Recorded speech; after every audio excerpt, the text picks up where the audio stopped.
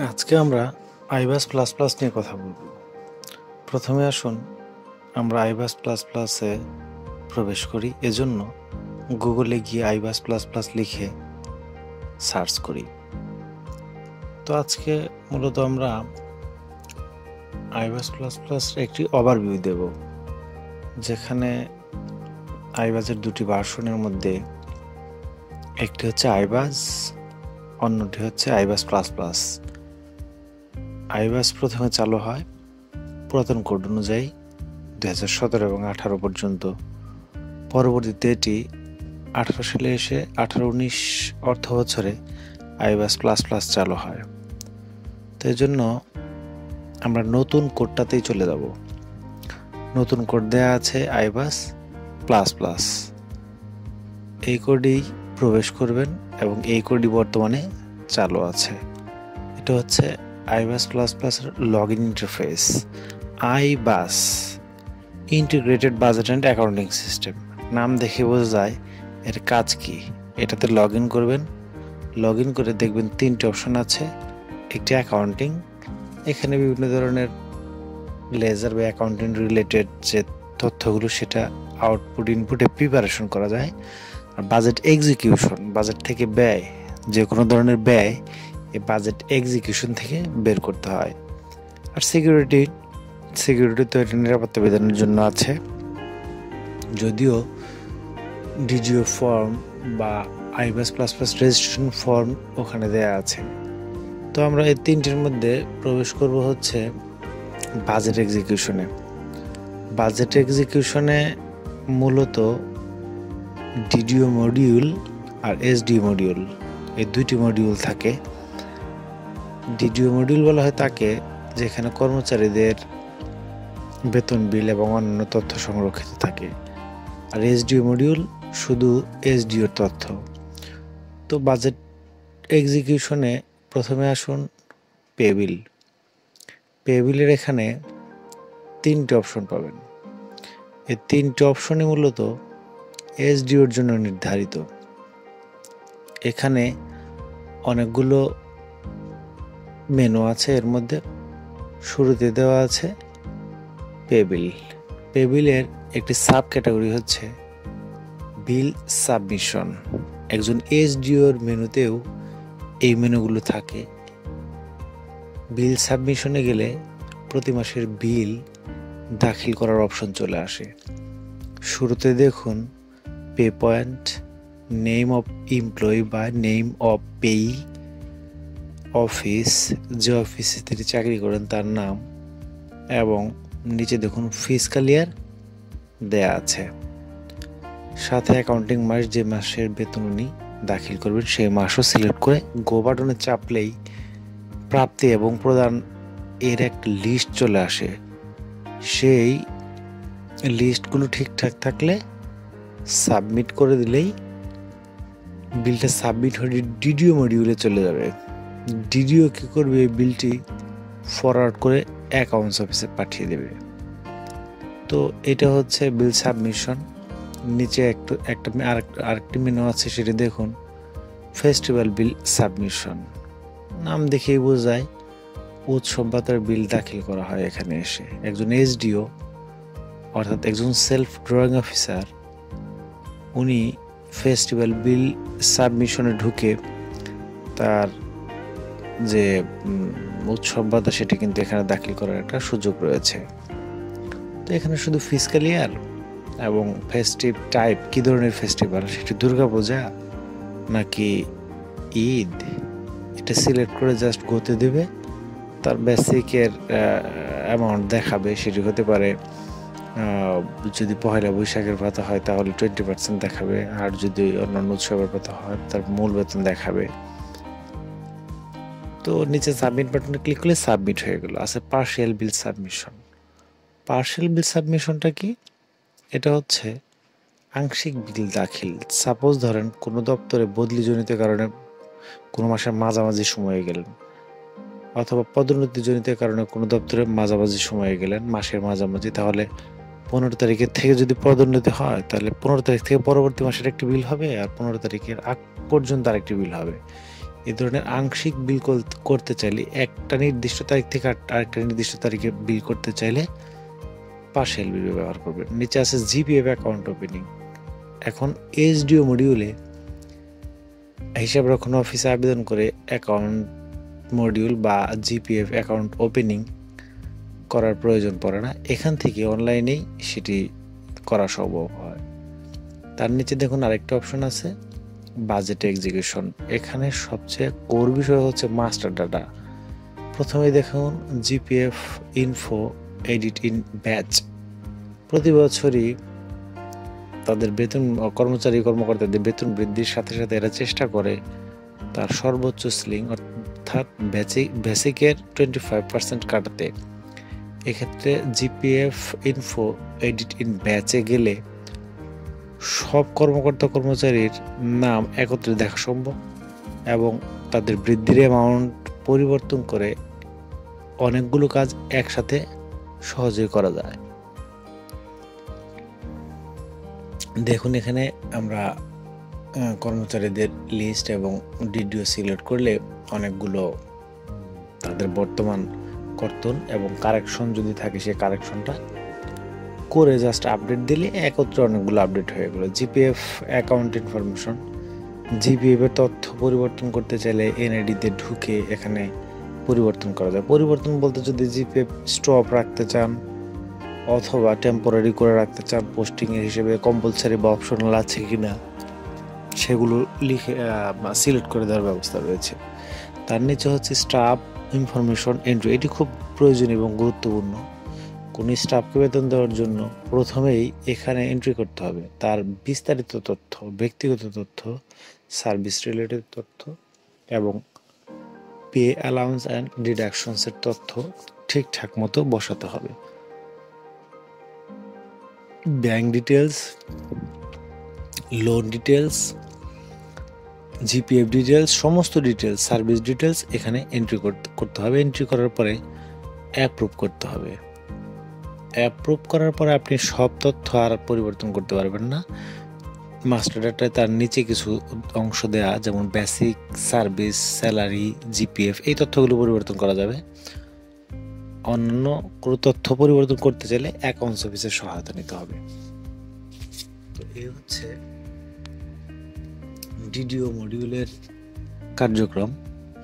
এখানে আমরা যদি কোনো বেসিক পরিবর্তন করতে চাই অথবা বেসিক ইনফরমেশন বলতে পারিবারিক তথ্য যদি পরিবর্তন করতে চাই অথবা স্যালারি ইনফরমেশন যদি আমি পরিবর্তন করতে চাই, বেতন পাতানি, এখানে ঢুকে পরিবর্তন করতে হবে অ্যাপ্রুভ করার পরে। অ্যাপ্রুভ করার আগ পর্যন্ত এখানে আপনি কোনো কিছু করতে পারবেন না। লোন যদি থাকে লোন সংক্রান্ত তথ্য এখানে গিয়ে এডিট করবেন। এটি প্রতি মাসেও কিছু কিছু তথ্য পরিবর্তন করা লাগতে পারে। জিপিএফ এর তথ্যের ক্ষেত্রে জিপিএফ ইনফরমেশনে যাবেন, আর যদি কন্ট্যাক্ট ইনফরমেশন পরিবর্তন করতে চান তাহলে কন্ট্যাক্ট ইনফরমেশনে যাবেন। যেমন এখানে লোন অ্যান্ড অ্যাডভান্সে গিয়ে যদি আপনি এনআইডি দিয়ে ঢুকেন তাহলে একাধিক লোন, যেমন গৃহ নির্মাণ লোন বা মোটরসাইকেল লোন, এগুলো থাকলে আপনি এখান থেকে দেখতে পারবেন। কন্ট্যাক্ট ইনফরমেশনে গেলে আপনি কারো মোবাইল নম্বর বা ইমেল অ্যাড্রেস পেয়ে যাবেন, সেগুলো যদি পরিবর্তন করতে চান পরিবর্তন করতে পারবেন। সেক্ষেত্রে ডিডিও এর যে মোবাইল নম্বর সেটাতে মেসেজ যাবে, একটা ভেরিফিকেশন কোড যাবে, সেই কোডটি দিয়ে ভেরিফাই করে তারপরে এই পরিবর্তন, বড় কোনো ধরনের পরিবর্তন যেমন ব্যাংক অ্যাকাউন্ট, জিপিএফ কমানো বাড়ানো, কন্ট্যাক্ট নম্বর, এই সমস্ত তথ্য পরিবর্তন করতে হলে আপনার ডিডিওর মোবাইলে একটি মেসেজ যাবে, সেই মেসেজের কোড বসিয়ে পরিবর্তন করতে হবে। এটা একটা সিকিউরিটি সিস্টেম। এই সিকিউরিটি সিস্টেম মেনেই আসলে ব্যাংক ডিটেলস বা কন্ট্যাক্ট এই সমস্ত জরুরি তথ্যগুলো পরিবর্তন করা যাবে। তো এই যে তথ্যগুলো দেখা যাচ্ছে, এই তথ্যগুলো পরিবর্তন, সংযোজন, এই কাজগুলো করা সহজ হবে আমাদের জন্য এই সমস্ত মেনু ব্যবহার করে। কিছু কাজ সেগুলো মেনুতে করা যাবে না, হিসাব রক্ষণ অফিস থেকে করতে হবে। এখন চলে আসুন online payable entry. Online payable entry হচ্ছে বিল দাখিলকৃত বিল ফরওয়ার্ড করা, যেমন অফিসারদের বিলগুলো এখানে এসে জমা হবে। অনলাইন পে বিল ফরওয়ার্ড অফিসার্স অনলি, এখানে গেলে দেখবেন বিলগুলো দেখাচ্ছে। যারা যারা বিল সাবমিট করছেন তাদের বিলগুলো এখানে পেয়ে যাবেন। এখান থেকে ফরওয়ার্ড করে অ্যাকাউন্টস অফিসে পাঠিয়ে দিতে হবে। তো অ্যাকাউন্টস অফিসে যদি আপনি বিল পাঠিয়ে দেন, তারপরে আর কিছু করার থাকে না। তবে অ্যাকাউন্টস অফিসে বিল না পাঠিয়ে আপনি কিন্তু সেন্ড ব্যাক করে দিতে পারেন। দেখুন নিচে সেন্ড ব্যাক নামে একটা অপশন আছে। আপনি নির্দিষ্ট বিলটি সিলেক্ট করে অফিসারের বিলটি সেন্ড ব্যাক করে দিলে ফেরত চলে যাবে, আর ফরওয়ার্ড করে দিলে অ্যাকাউন্টস অফিসে চলে যাবে। তো এখানে কিন্তু এই কাজগুলো সারা যায়। মাস সিলেক্ট করে, অর্থ সিলেক্ট করে গো দিলেই এখানে তাদের লিস্ট চলে আসবে যারা যারা সংশ্লিষ্ট মাসে বিল দাখিল করেছেন। নিচে অনলাইন বিল সেন্ডিং আদার্স, এই অপশনটি এখনো ওইভাবে সচল হয়নি। ধীরে ধীরে বিলগুলো সচল হয়ে যাবে। যেমন শ্রান্তি বিনোদন, তারপর হচ্ছে ভ্রমণ ভাতা, এগুলো কিন্তু এখনো আইবাস প্লাসের মাধ্যমে দাখিল করা যায় না। এখন চলে আসুন এমপ্লয়ি পে বিল এন্ট্রি। এটি হচ্ছে যে কোনো বিল সাবমিট করার পূর্বে বিল এন্ট্রি করে নেওয়া, অর্থাৎ সমস্ত তথ্য সিস্টেমে দেওয়া আছে। আপনি বিল এন্ট্রি করার পরে সেভ করতে হবে। সেভ করার পরে কেবল আপনি বিল সাবমিট করতে পারবেন।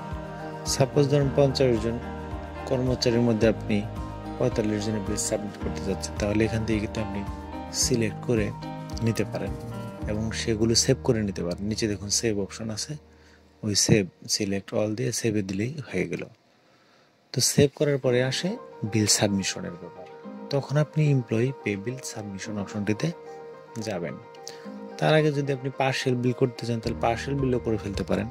সেক্ষেত্রে পার্সিয়াল বিল এন্ট্রি করতে হবে, অর্থাৎ একটা মাসে 2 খণ্ড করলে দুইটা বিল হবে। 2টা বিল এন্ট্রি করলে সেই বিলগুলোও কিন্তু আপনি ওই এমপ্লয়ি পে বিল সাবমিশনে গেলে পেয়ে যাবেন। তো এখান থেকে আপনি আংশিক বিল যদি কখন দাখিল করার দরকার হয়, আংশিক বিল দাখিল করে ফেলতে পারেন। সাপোজ ধরেন পিআরএল এর ডেট হচ্ছে 28 তারিখ।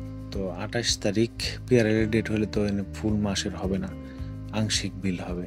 অথবা আপনি পদোন্নতিজনিত বদলিতে গেছেন, সেক্ষেত্রে আংশিক বিল হবে, কারণ আপনার পদোন্নতির পূর্বের বেতন আলাদা হবে, পরের বেতনটা আলাদা হবে। এই হচ্ছে বিষয়। অথবা আপনি পিআরএল এ গেলেন 15 তারিখে, পিআরএল এ 15 তারিখে গেলে 15 তারিখের বিল ভিন্ন হবে, আর পরবর্তী 15 তারিখের বিলের টিফিন থাকবে না, যাতায়াত বিল থাকবে না। সাবমিট করার পরে আপনি এমপ্লয়ি পে বিল সাবমিশনে চলে আসবেন। এমপ্লয়ি পে বিল সাবমিশনে এসে তো আপনি নিচে বিলগুলো দেখাবে, যে বিলগুলো সেভ করে রাখছেন সেগুলোতে কিন্তু টোকেন নম্বর পড়বে না, যে পর্যন্ত আপনি সেটা ফাইনালি দাখিল না করবেন। ফাইনালি দাখিল করলেই দেখবেন টোকেন নম্বর পড়ে গেছে। আর টোকেন নম্বর পড়ার পরে সে বিলটা আসলে অ্যাকাউন্টস অফিসে চলে গেছে। এই বিলটা অ্যাকাউন্টস অফিসে গিয়ে টোকেন বাতিল না করা পর্যন্ত কিন্তু আপনার বিলটা এরকমই থেকে যাবে। অর্থাৎ আপনি ভুল বিল দাখিল করলে সেই ভুল বিলই অ্যাকাউন্টস অফিসে চলে গেছে, সেটা ক্যান্সেল অ্যাকাউন্টস অফিস থেকে করতে হবে, এখান থেকে করতে পারবেন না। তারপরে চলে আসেন এমপ্লয়ি রিলিজ। কোনো এমপ্লয়ি যদি বদলি হয়ে যায় তাহলে এখান থেকে রিলিজ দেখিয়ে দেবেন তার এনআইডি ব্যবহার করে। আর যদি গ্রুপ করতে চান এমপ্লয়িগুলোকে, এখানে বিভিন্ন এমপ্লয়িগুলোকে গ্রুপ করে ফেলতে পারেন। আবার গ্রুপ না করেও বিল সাবমিট করা যায়। এমপ্লয়ি জয়েনিং, কেউ যদি নতুন যোগদান করে অথবা বদলি হয়ে এখানে আসে তাহলে কিন্তু এখানে জয়েনিং দেখাতে হবে। তো এখানে জয়েনিং বা রিলিজ দেখান আর না দেখান, আপনাকে কিন্তু অ্যাকাউন্টস অফিসে এলপিসি রিসিভ এবং এলপিসি রিলিজ করে আসতে হবে। এই বিষয়টা মাথায় রাখতে হবে। আর ডিডিও আইডির সাথে যে পর্যন্ত কোনো অফিসার অথবা কর্মচারীর আইডি লিঙ্ক না হবে সে পর্যন্ত কিন্তু তার বেতন আপনার ডিডিও এই বাজেট থেকে, অর্থাৎ সংশ্লিষ্ট অফিসের বাজেট থেকে যাবে না। তার নিচে দেখুন স্টাফ ফেস্টিভ্যাল বিল এন্ট্রি। বিল এন্ট্রি বলতে বোঝা যায় এখানে স্টাফ বিলগুলা, ফেস্টিভ্যাল বিল বা উৎসব বিলগুলো এন্ট্রি করতে হবে, সেটা বৈশাখী ভাতা হোক বা কোনো ঈদ পূজার ভাতা হোক, সেগুলো কিন্তু সেভ করতে হবে। সেভ করলে আবার জমা হয়ে যাবে সেগুলো এমপ্লয়ি পে বিল সাবমিশনে। এখানে গিয়ে আপনি সাবমিট করে দেবেন। তার মানে হচ্ছে আপনি যে কোনো বিল দাখিল করার আগে আপনাকে সেভ করে নিতে হবে, তারপরে সাবমিট করতে হবে। এখন চলে আসুন জিপিএফ সাবস্ক্রাইবার নমিনি এন্ট্রি। এখানে কিন্তু নমিনি এন্ট্রি করে দাখিল করা যায় পুনরায়। এটা এসডিও মডিউলের একটি মেনু, প্রত্যেকটা এসডিও মডিউলে থাকে, ডিডিও মডিউলে থাকে। কারণ ডিডিও মডিউলটা হচ্ছে কোনো এইচডিও মডিউলকে ডিডিওতে কনভার্ট করা। আগের অপশনগুলি থাকবে, নতুন কিছু অপশন যোগ হবে। সার্ভিস স্টেজ ম্যানেজমেন্ট, এখানে কেউ যদি সংযুক্তিতে থাকে তার তথ্যগুলো এন্ট্রি দিতে হবে, তার আদেশটা এন্ট্রি দিতে হবে। তাতে কি হবে, তাতে সে যেখানে কর্মরত আছে সে অনুসারে তার বাড়ি ভাড়া এবং যাতায়াত ভাতা সেগুলো যোগ হয়ে যাবে। তারপর লিয়েন, কেউ লিয়েনে থাকলে লিয়েন এন্ট্রি দেবেন, ডেপুটেশন থাকলে ডেপুটেশনে এন্ট্রি দেবেন, সাসপেনশন থাকলে সাসপেনশন এন্ট্রি দেবেন। সাসপেনশন এন্ট্রি দিলে মূল বেতন বেসিক থেকে বা ইয়ে থেকে, মূল বেতন থেকে বাজেট যাবে না। এটার যে আছে খোরাকি ভাতা, সেই খোরাকি ভাতা থেকে বাজেট চলে যাবে। পিআরএল এন্ট্রি করতে হবে। পিআরএল এন্ট্রি করার সাথে সাথে দেখবেন আপনার টিফিন এবং আর আসছে না, ওই যাতায়াত ভাতাটা আর আসছে না। আর পিআরএল এন্ট্রি করলে এটা অটোমেটিক্যালি আপনাকে বেতন বিল অফ করে দেবে যখন পিআরএল শেষ হয়ে যাবে। তো এটা একটা গুরুত্বপূর্ণ ব্যাপার। তারপরে চলে আসুন লিভ এন্ট্রি। লিভ তো আপনাকে এন্ট্রি করতে হবে। প্রতি ছুটি, সে অর্জিত ছুটি, কর বেতন বা অর্ধকর বেতনে, মেডিকেল ছুটি অথবা বিনা বেতনের ছুটি যাই নিক না কেন, আপনি এগুলো এন্ট্রি ঠিকঠাক মতো এন্ট্রি করলে তার বেতনটা ঠিক ওইভাবেই হবে। আপনি মেডিকেল লিভ এন্ট্রি করলে দেখবেন ওই মাসে আপনার গড় বেতনে, অর্ধগড় বেতনে বেতন দেখাচ্ছে।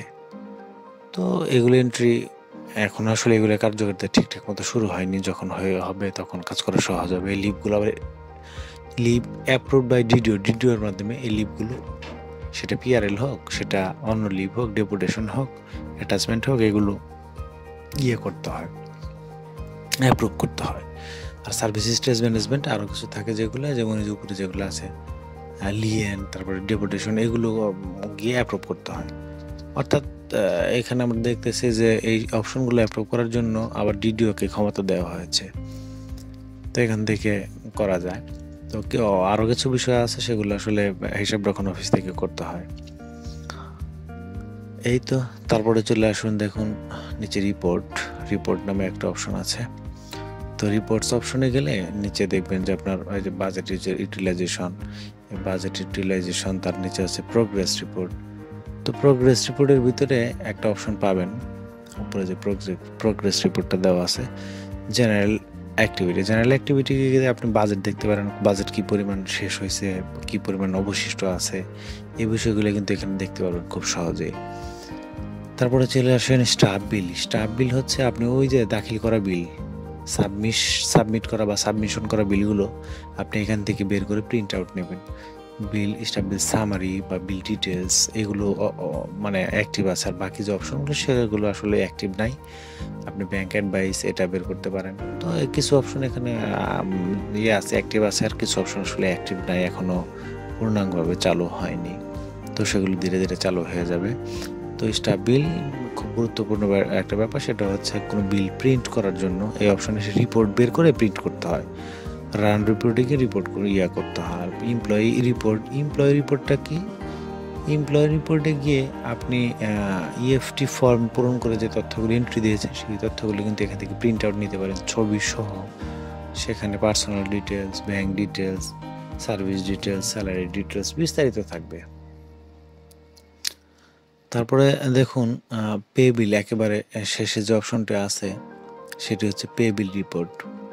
তো পে বিল রিপোর্টেও কিন্তু এটা হচ্ছে এইচডি মডিউল।